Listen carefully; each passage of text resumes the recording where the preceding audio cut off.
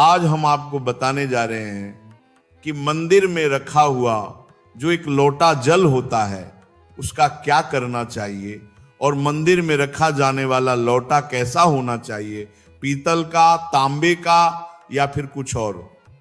बहुत लोग यहां गलती कर देते हैं और बाद में जीवन भर पछताते हैं।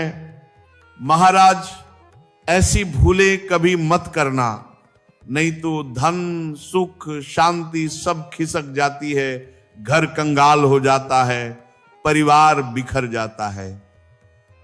कुछ लोग दीपक रखने में गलती करते हैं। किस धातु का दीपक घर में रखना चाहिए? तांबे का, लोहे का, पीतल का, कांसे का, स्टील का या मिट्टी का? बहुतों ने मुझसे पूछा कि दीपक की बाती कच्चे कलावे से बनाएं या रुई से, और क्या हाथ में बांधने वाले सूती कलावे से दीपक बनाना शुभ होता है या अशुभ? महाराज, कुछ लोग यहां पर ऐसी भयंकर गलती कर बैठते हैं कि उनके जीवन में पितृदोष, शनि दोष, कालसर्प दोष, यहां तक कि भारी भरकम गरीबी तक लग जाती है। अब आगे बढ़े उससे पहले एक बात ध्यान रखें, इस ज्ञान को बीच में छोड़कर कभी मत जाना। अगर छोड़ना ही है तो अभी छोड़ दो महाराज, परंतु बीच में छोड़कर लक्ष्मी माता का अपमान मत करना। बहुत समय से आपके मन में प्रश्न आ रहे थे कि मुख्य द्वार पर जल छिड़कने का सही समय क्या है, सही विधि क्या है, किस समय जल छिड़कें? क्या बिना स्नान किए छिड़क सकते हैं? झाड़ू लगाने से पहले या बाद में छिड़कना चाहिए? पीरियड्स में जल छिड़क सकते हैं, दीपदान कर सकते हैं, घर के अंदर से छिड़के या बाहर से? फ्लैट में रहने वाले लोग क्या करें, किराएदार क्या करें, एक कमरे वाले क्या करें? आज आपकी सारी शंकाएं महाराज एक एक कर दूर हो जाएंगी। महाराज, पहले जानते हैं कि घर के बाहर या अंदर दीपक जलाने के 5 महान लाभ क्या है।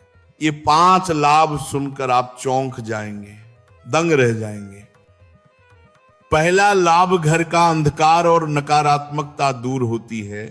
जब घर में दीपक जलता है वहां से अंधकार भागता है, नकारात्मकता कोसों दूर चली जाती है और सकारात्मक ऊर्जा का वास हो जाता है। जहां प्रकाश है वहां परमात्मा का वास है महाराज, और जहां अंधकार है वहां परेशानियां, बुरी शक्तियां और विघ्न बाधाएं प्रवेश करती हैं। तेल से जले दीपक का प्रभाव उसके बुझने के आधे घंटे तक रहता है और शुद्ध देसी घी का दीपक बुझने के 4 घंटे बाद तक वातावरण को पवित्र रखता है। दूसरा लाभ, वैज्ञानिक रूप से घर की शुद्धि होती है। घी या सरसों के तेल के दीपक से उठने वाला धुआं वातावरण को सात्विक करता है, हवा में फैले अदृश्य हानिकारक कणों का नाश करता है और हवा को पवित्र करता है। तीसरा लाभ, घर में सुख समृद्धि का वास होता है। सुबह और शाम भगवान के सामने दीपक अवश्य जलाना चाहिए। पूर्व दिशा में दीपक रखने से दीर्घायु, उत्तर दिशा में दीपक रखने से धन समृद्धि बढ़ती है। दीपक हमारे जीवन के अंधकार को भी दूर कर देता है महाराज। चौथा लाभ, बीमारियां दूर होती हैं। यदि आप दीपक में एक लौंग डालकर जलाते हैं तो चर्म रोग और कई प्रकार की बीमारियां अपने आप दूर होती चली जाती हैं। 5वां लाभ, शुभ शक्तियां आकर्षित होती हैं। जिस घर में रोज दीपक जलता है महाराज, वहां कभी अंधकार नहीं ठहरता, वहां सदैव सुख, शांति, समृद्धि और शुभ शक्तियों का आगमन होता है। अब प्रश्न आता है, मुख्य द्वार पर जल छिड़कने का सही समय क्या है? महाराज सुनिए, जल का छिड़काव सूर्योदय से पहले होना चाहिए। रात को सोने से पहले रसोई में एक पात्र में जल भरकर रख दीजिए। तांबे का हो तो उत्तम, पीतल चलेगा, स्टील भी चलेगा। गंगा जल हो तो डाल दें, न हो तो केवल शुद्ध जल भी पर्याप्त है। सुबह उठकर सबसे पहले हथेली का दर्शन कीजिए, फिर माता पृथ्वी को प्रणाम कीजिए, फिर दाहिना पैर भूमि पर रखें और फिर रसोई में जाकर जल उठाएं। इसके बाद मुख्य द्वार खोलकर जल छिड़क दें। माता लक्ष्मी का ध्यान करें।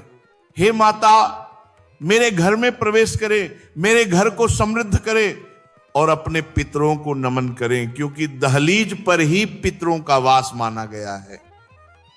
अब एक बड़ा प्रश्न, क्या जल छिड़कने के लिए स्नान आवश्यक है? नहीं महाराज, यह उपाय स्नान से पहले ही किया जाता है। उठकर तुरंत करना है, बिना स्नान किए। झाड़ू लगाने का प्रश्न, झाड़ू के बाद नहीं, जल छिड़कने के बाद झाड़ू लगाते हैं। अब बात पीरियड्स में क्या किया जा सकता है? महाराज, जल छिड़कना पीरियड्स में भी कर सकती हैं, परंतु दीपदान नहीं।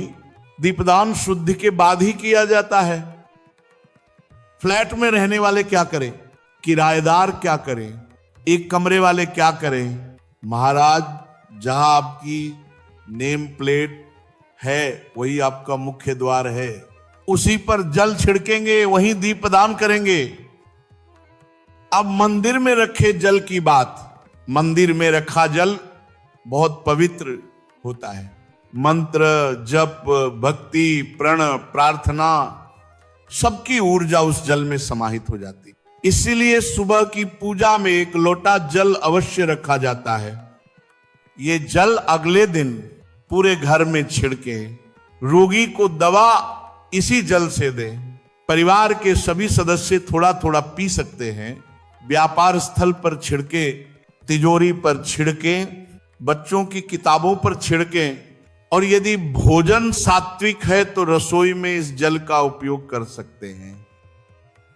लेकिन ये जल कभी भी तुलसी में अर्पित नहीं करना चाहिए, क्योंकि ये देवी देवताओं द्वारा ग्रहण किया गया जल होता है। हाँ, लड्डू गोपाल या राधा कृष्ण को अर्पित जल अगले दिन तुलसी में चढ़ाया जा सकता है। अब दीपक की धातु, स्टील का दीपक अशुभ, लोहे का दीपक शनि को क्रोधित करता है, कांच का दीपक राहु केतु को नाराज करता है। इसीलिए ये घर में कभी नहीं रखने चाहिए। शुभ क्या है?